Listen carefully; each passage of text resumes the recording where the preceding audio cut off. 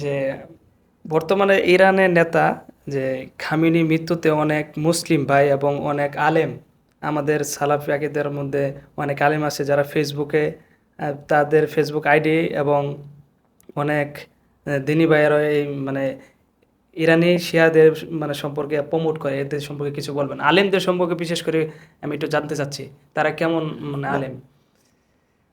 এটা তো বক্তব্যের মধ্যে বলে দিয়েছি জি।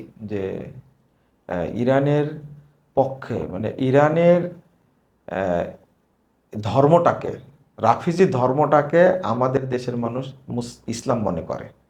অথচ অন্য দেশে সৌদি আরবের পর্দার ব্যাঘাট ঘটছে, এইটা নিয়ে গান বাজনা, এইটা নিয়ে সমালোচনা করছে।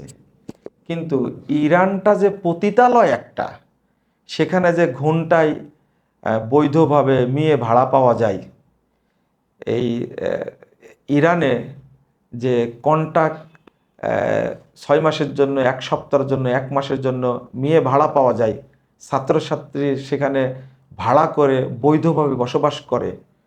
তো সেই দেশে তো আর জেনা দরকার নাই, সে দেশে তো পতিতালয় দরকার নাই, যে দেশে এইভাবে বৈধ জেনা করার ব্যবস্থা করা আছে।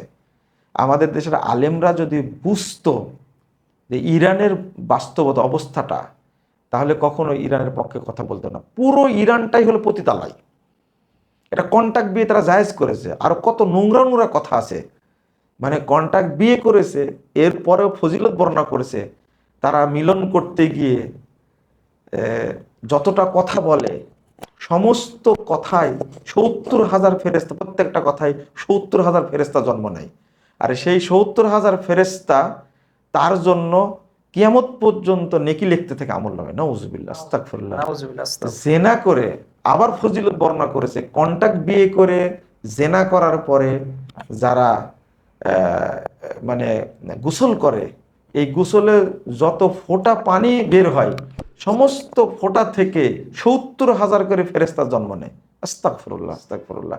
এই শিয়াদেরকে আমরা এত কাছের মনে করি, আমরা এতটাই বোকার বোকা, যারা সাহাবীদের গালি দেয়, যারা তাবেঈদের গালি দেয়, কাফের মনে করে, গালি না শুধু, কাফের মনে করে, তাদের পক্ষে আমরা আজকে সাফাই গাচ্ছি। আল্লাহ এদেরকে হেদায়েত দান করুন, এবং যারা সাহাবী তাবেঈদেরকে গালি দেয়, আল্লাহ এদেরকে ধ্বংস করুন। আমিন।